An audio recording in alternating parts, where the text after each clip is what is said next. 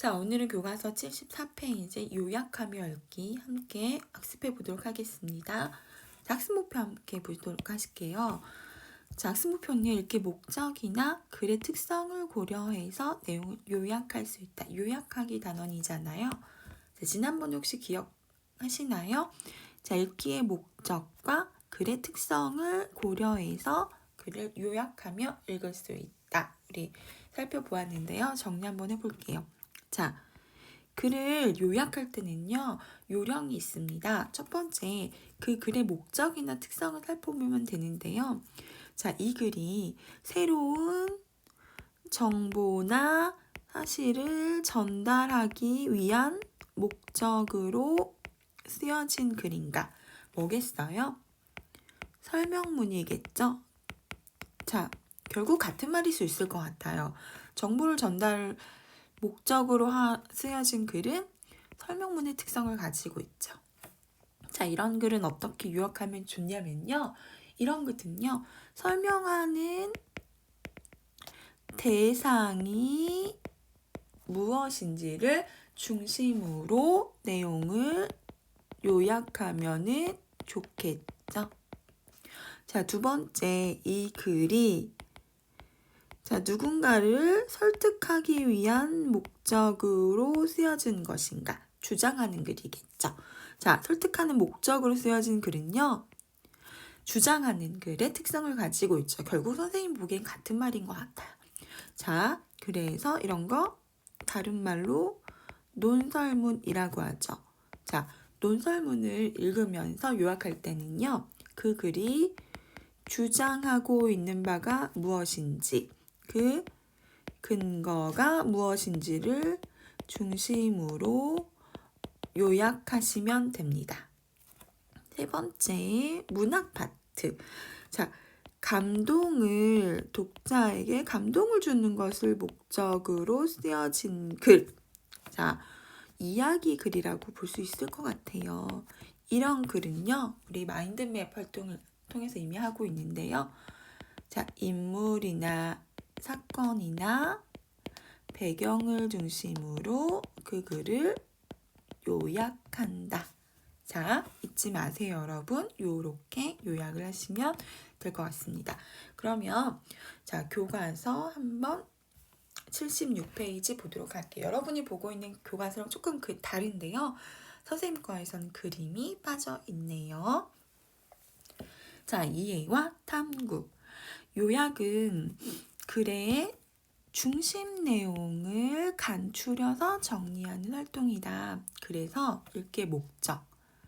자, 이 글이 설명문인지, 논설문인지, 이야기 글인지 목적을 파악하고 글쓴이가 말하고자 하는 내용을 글의 구조나 전개 방식들을 고려해서 읽어보는 습관을 가져보자. 국어의 핵심은 사실 이건 것 같아요. 자, 교과서에 실린 글은요. 남극과 북극 어떤 점에서 다를까? 제목만 봐도 유추할 수 있을 것 같아요. 자, 그럼 이 글은 어떤 내용이 전개되겠어요? 예측해 보세요. 남극과 북극의 차이점에 대해서 이야기해 주겠죠. 자, 그럼 이 글의 특성은요. 어떤 글일까요? 설명문에 해당할까요? 논설문에 해당할까요? 그쵸. 이 글은요. 아마도 설명문에 해당할 것 같아요. 그러면 여기서 설명하고자 하는 대상, 새롭게 전달해주고 있는 내용을 중심으로 요약을 하시면 훨씬 수월하겠네요. 자, 선생님은 조금 여러분이 잘 파악할 수 있게 해서 문단별로 넘버링을 해서 설명해 보도록 할게요. 자, 여러분 그러면 혹시 기억나시나요? 설명문의 구성이 어떻게 되는지? 자, 설명문은요, 이렇게 되어 있죠. 처음, 중간, 끝. 자, 그래서 내가 무엇에 대해서 이야기하고 싶은지에 대해서 간략하게 소개하고요. 정말 하고 싶은 내용이, 중심 내용이 중간에 들어가고, 끝에서는 해당 내용이 마무리, 정리되는 정리되는 단계로 내용이 구성되어 있죠. 자, 여기 별거 아닌 것 같은데요. 요것도 여러분이 책을 읽을 때 함께 고민해 보시면 좋을 것 같아요. 자, 그럼 글의 처음에 해당되는 부분을 보도록 할게요. 넘버링 하면서 봅시다. 자, 글을 수월하게 파악하기 위해서 첫 번째 문단이라고 할게요. 글의 처음에 해당되겠네요. 자, 지구에서 따뜻한 태양 에너지를 넉넉하게 받지 못하는 땅이 바로 남극과 북극 이 두 군데가 있다. 그런데 이 두 지역은 겉으로는 비슷해 보이지만 서로 다른 특징을 가지고 있다. 자, 설명문인데요.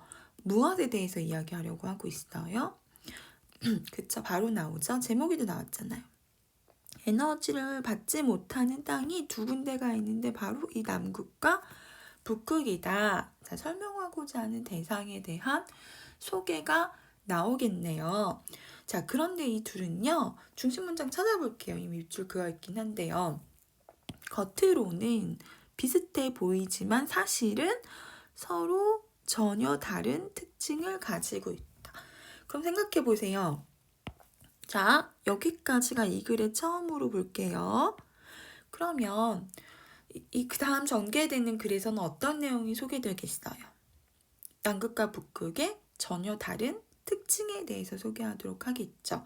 자, 이런 건 팁이에요. 여러분이 글을 읽을 때요, 이렇게 능동적으로, 그러면 이 둘의 특징이 다른 점에 대해서 앞으로는 전개되겠구나 라고 보시면 되겠죠. 자, 이 문단에서 1문단에서의 중심 문장은 어디에 해당되나요? 선생님이 주황색 밑줄침. 자, 비슷해 보이지만 서로 다른 특징을 가지고 있는 남극과 북극의 차이점에 대해서 이야기한다. 이것이 중심 문장이겠죠. 둘은 같아 보이지만 다르다. 자, 그럼 두 번째 문장 가보도록 할게요. 두 번째, 남극은 자 먼저 뭐에 대해서 이야기하고 있어요? 여러분이 이렇게 책을 읽을 때요, 지문은 굉장히 지저분해져도 돼요. 자, 설명하고자 하는 설명 대상 여러분, 요거 중심으로 파악하라 그랬죠. 설명문은요. 먼저 자, 설명 대상 동그라미 해보세요, 여러분. 아주 중요한 것만 동그라미 여러 개 하셔도 되고요. 여러분 나름대로 기호를 만드셔도 됩니다. 선생님은 동그라미 해볼게요. 남극은요, 면적이 13,660만 킬로미터고요. 한반도 60배에 이르는 거대한 대륙이래요. 여러분 요약할 때는요, 아주 세세한 내용은 다 삭제해도 된다. 그것을 포괄할 수 있는 내용으로 정리하시면 됩니다. 자, 앞에 내용 다 삭제하셔도 되겠죠? 이거 굳이 몰라도 될 것 같아요. 자, 거대한 대륙이다, 둘 다. 지구상의 7대륙 중에서 5번째로 크대요. 오랜 세월 동안 쌓이고 쌓인 눈이 단단하게 굳어져서 두께가 2km의 거대한 얼음 덩어리가 되는 것이 남극 대륙 표면의 98%를 이루고 있대요. 자, 여기가 중심 문장이겠네요. 자, 남극 대륙은요, 남극은 얼음으로 구성되어 있다. 자, 그럼 그냥 얼음 덩어리에다가 동그라미 해볼까요? 이렇게 파악해 보시는 거예요. 남극은 오랫동안 운석이 발견되는 것으로 보아서 이곳에는 오래전 지구 겉모습을 확인할 수 있는 자료들이 보관되어 있을 것으로 보인다. 자, 운석 볼게요. 자, 외부에서 떨어진, 우주에서 떨어진 어떤 행성이나 이런 조각들을 말하잖아요. 자, 그런데요, 대기 중에 떨어진 별똥별의 흔적이라고 볼 수가 있겠죠. 여담인데요, 이 운석을 발견하면 거의 로또래요. 자, 이 운석이요, 빙하 위에 쌓여있대. 별똥별이 떨어지면서 빙하 위에 쌓여있던 것을 보아서 그 빙하는 훨씬 더 이전에 형성된 것이다. 그래서 지구의 태고의 모습을 간직하고 있는 것이 아니냐라고 설명하고 있죠. 자, 요건 어디에 대한 설명이에요? 얼음덩어리가 굉장히 오래되었을 것이다. 여기를 뒷받침하는 문장이죠. 그럼 여러분 보세요. 자, 중심 문장을 꼽을 때는요, 이런 부분은 어때요? 삭제해도 된다. 뒷받침하는 것, 핵심적인 내용만 찾아내는 것이다. 자, 그래서 두 번째 문단의 핵심 내용은요.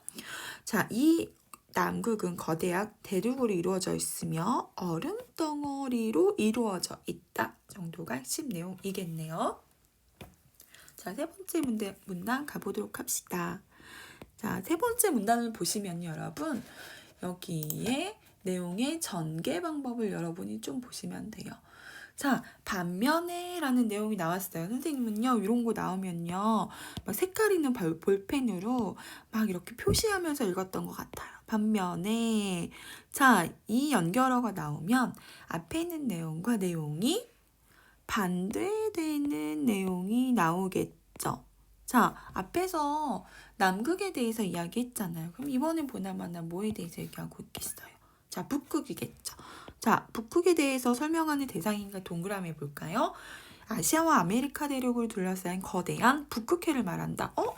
남극은 대륙이었죠. 얼음덩어리 대륙이었는데 여기는 북극해, 바다로 이루어진 것이다 라고 이야기했어요. 북극해는 면적이요. 보니까 14,000만 킬로미터 이런 거 지중해 6배 이거 굳이 뭐 알 필요 없죠. 선생님 세부적인 것들은 다 삭제하라고 했어요. 전 세계 바다의 3% 차지한다면 알면 좋겠지만 중심 문장을 꼽을 때는 굳이 필요한 부분은 아니에요. 자, 이 북극해 주변의 바닷물이 얼어서 된 거대한 얼음 덩어리가 떠 있는 것이 바로 북극이다. 주변에 바닷물이 얼어서 된 거대한 얼음 덩어리가 이 북극이다 라고 보고 있어요. 여기가 핵심 문장이겠네요. 물론 바다 위로 보이는 빙하는 얼음 전체의 10%에 불과하다. 빙산의 일각이라는 표현은 여기서 나온 말이다. 자, 빙산의 일각이라는 말 여러분 아시죠? 자, 빙산이 요만큼 보일 때는요. 그 아래 수면은 어때요? 이만큼 되어 있다. 그래서 겉모습이 숨은 모습의 아주 일부분에 불과할 때 빙산의 일각이라는 표현을 우리는 하죠. 이 부분 지울게요. 새로운 정보이기는 한데요. 자, 이 글을 읽을 때 북극을 설명하는 이 덧붙인 문장이죠. 자, 굳이 필요할 때, 요약할 때는 굳이 필요하진 않아요. 여러분 여기 착각하시면 안 돼요. 내가 새롭게 알게 된 내용이라고 해서 반드시 요약할 때 핵심 문장이 되는 건 아니에요. 자, 세세한 부분은 거듭 생략한다. 자, 세 번째 문단 가볼게요. 네 번째.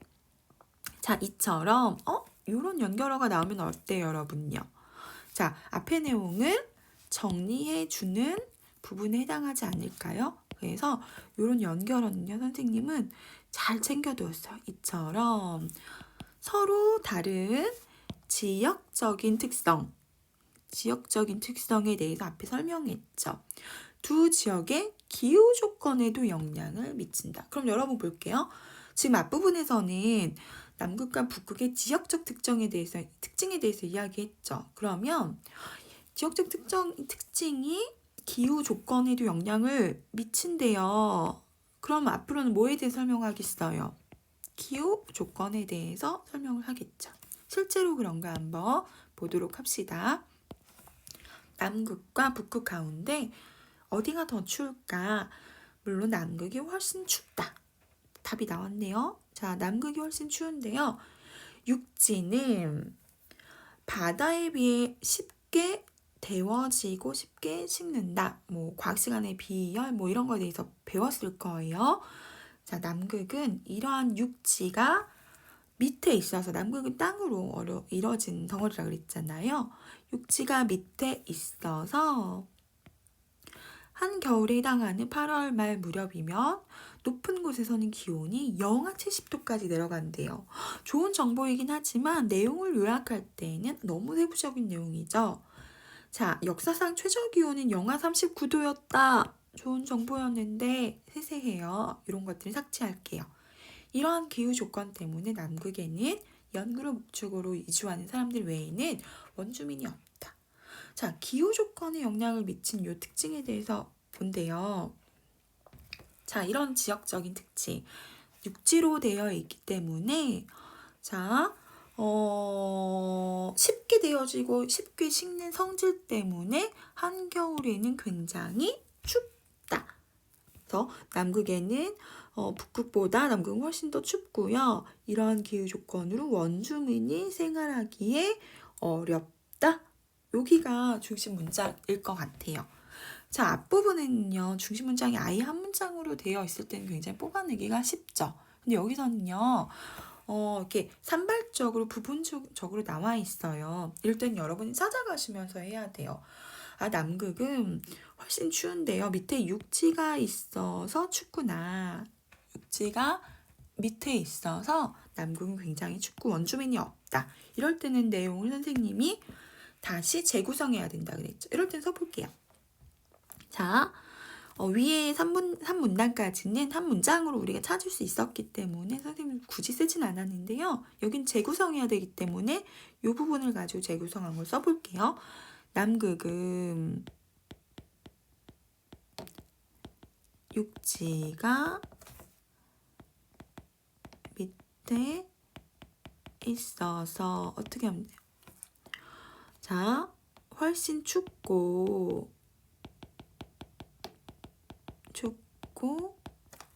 원주민이 살지 않는다. 없다. 이렇게 내용을 정리해 주시면 되겠네요. 정리하실 수 있을까요? 자, 이렇게 정리하시면 되겠죠. 자, 그러면 5문단 가보도록 할게요. 자, 5문단은요. 북극은요. 남극 이야기 했으니까 이제 북극 이야기 하겠죠. 자, 북극은요. 주변에 바다와 해류의 영향을 받는다. 해류. 아까는 땅이었어요. 이번에는 자, 바다해, 북극해, 해류의 영향을 받는다. 얼음 덩어리보다 상대적으로 온도가 높은 바다에서 상승하는 따뜻한 공기 때문에요. 겨울에도 최저 영하 3, 40도까지 내려가지만 겨울에는 여름에는 영상 10도 정도로 굉장히 이 정도면 따뜻한 봄 날씨 아니에요? 그렇죠? 자, 그리고 북극에는 우리가 알고 있는 에스키모인이라고 부르는 원주민, 이누이트인들이 살아가고 있다라고 볼 수가 있겠네요. 여기 5문단. 자, 그럼 여기에 중심 문장을 여러분 한번 찾아보세요. 자, 되셨나요? 이렇게 세세한 정보는 선생님이 빼도 된다고 했죠. 자, 북극은 해류의 영향을 받아서 어때요? 이곳에는 이누이트인이라는 원주민이 살아간다. 이렇게 새롭게 이 문장을 두 개를 연결해서 정리하실 수 있겠죠? 이게 중심 문장이 되겠죠. 자, 6번째 문단 가보도록 할게요. 한편, 자, 요 연결어가 나오면요. 어때요? 새로운 내용이 전개됩니다. 한편, 반면은 앞에 있는 내용과 반대되는 이야기가 나온다면 이거는 한편은 화제가 전환된다 라고 보시면 돼요. 새로운 내용이 나온다. 자, 펭귄은 남극에서 볼 수 있고, 볼게요. 좀 전에 우리 기후의 영향을 막 이야기했죠. 근데 이번에는 생태 조건에 대해서 이야기를 하고 있는 것 같아요. 동물에 대해서 이야기하고 있네요. 펭귄은 남극에서 볼 수 있고, 북극곰은 북극에서만 산다. 펭귄과 북극곰에 대해서 이야기하고 있어요. 어디가 중심 문장인지 모르지만 한번 쭉 읽어볼게요. 왜 펭귄은 남극에서만 살까? 펭귄은 여러 종이 있지만 대부분 남극 주변에서 산다. 자, 펭귄은 남극 주변에서 산대요. 자, 해안가에 구멍을 파고 사는 펭귄은 작은 돌 조각을 이용해서 둥지를 만드는데요.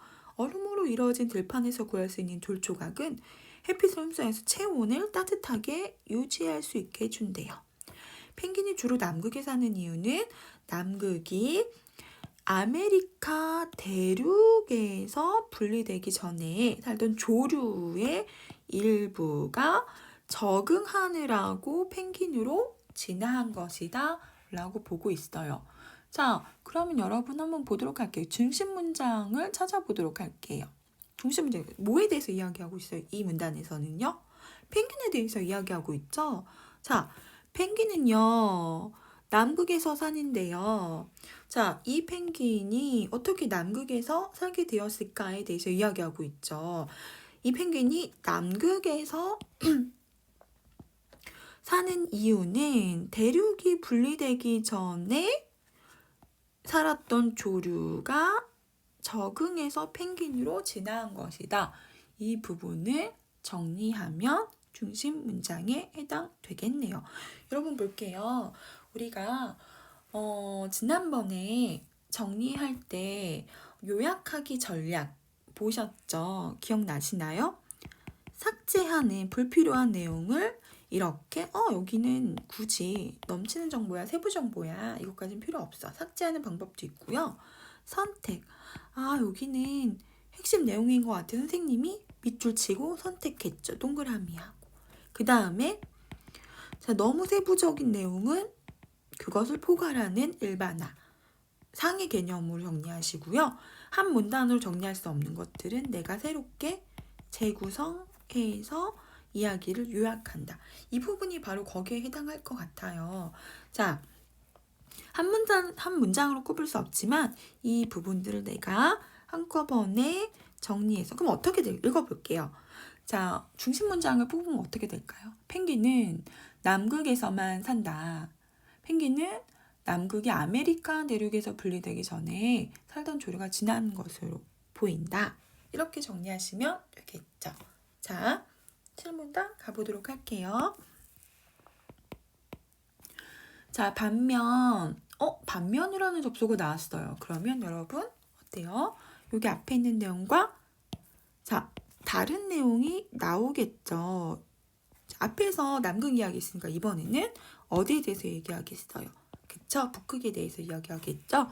자, 북극곰이 북극에 살게 된 것은 북극이 남반구에 비해서 육지에 가까운 곳이기 때문이다 라고 이야기하고 있어요. 북극 주변의 육지에 살던 북극곰이 바다를 떠나서 얼음을 타고 넘어와서 살게 되었을 가능성이 굉장히 크다라고 이야기하고 있어요. 자, 그러면 중심 문장을 한번 보게 될까요? 자, 정리해 볼게요.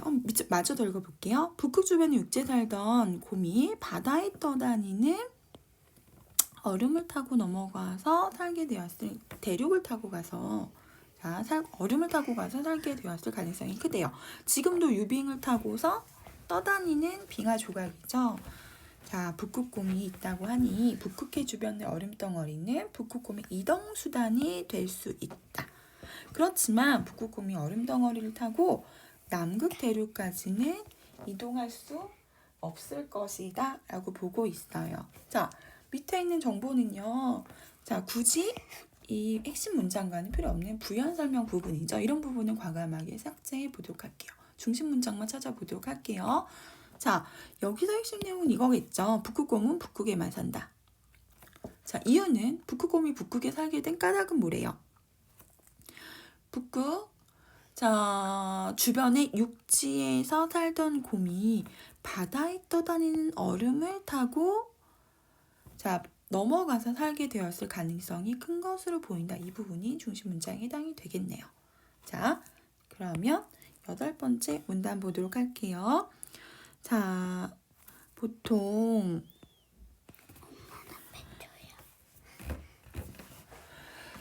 100m 두께의 얼음이 만들어지려면 1000년이 걸리므로 오늘날 남극과 북극의 얼음이 되기까지는 오랜 세월이 걸렸을 것으로 보인다. 그리고 이처럼 두꺼운 얼음층은 지구 기록을 담은 냉동 창고의 역할을 한다. 자, 여기가 핵심 문장이 되겠네요. 자, 밑줄 쳐보도록 할게요. 자, 이렇게 두꺼운 얼음층은 지구 기록을 담은 냉동 창고의 역할을 하고 있다. 어디가요? 북극과 남극의 덩어리가. 여기가 마지막 문단에 해당이 되겠네요. 그럼 내용을 한번 여러분 정리 한번 해보도록 할게요. 이 글은 설명문인데요. 뭐에 대해서 설명했어요? 첫 번째는요. 넘어가 보도록 할게요. 뭐에 대해서 설명했냐면 제일 처음엔 어때요? 자, 둘의 지리적인 특성에 대해서 얘기했죠. 남극은 거대한 대륙이고 북극은 북극해 얼음 덩어리가 되어서 구성된 것이다 라고 지리적인 특징을 먼저 이야기하고 그 지리적 특징으로 인해서 기후, 날씨가 달라진다. 그리고 세 번째는 이 기후 조건으로 인해서 살고 있는 생태 환경이 다르다. 즉 살고 있는 펭귄과 북극, 곰에 대해서 이야기를 하고 있죠. 그래서 이 세 가지를 중심으로 이야기를 하고 있는 글이다라고 볼 수가 있겠는데요. 여러분 선생님이 하나만 더 팁을 주도록 할게요. 자, 문단 구성 방법을 한번 보도록 할게요. 자, 문단 구성 방법을 보시면요. 이렇게 나눠볼 수 있을 것 같아요. 자, 중심 내용이 제일 처음 문단이 처음에 온다 이런 걸요. 팁으로 알아두세요. 두 갈씩이라고 합니다. 두 갈씩이라고 해요.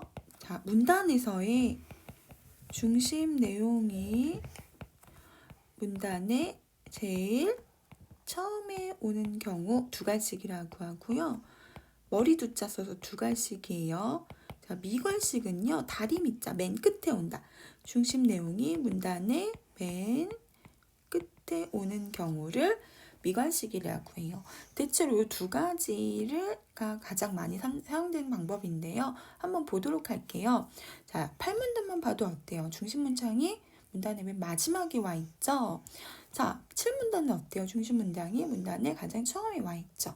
그래서 정말 시간이 없을 때는 글을 문단의 처음과 마지막만 읽기도 했었어요. 이것은 우리가 글을 읽어나가는 팁이라고 볼 수 있을 것 같습니다.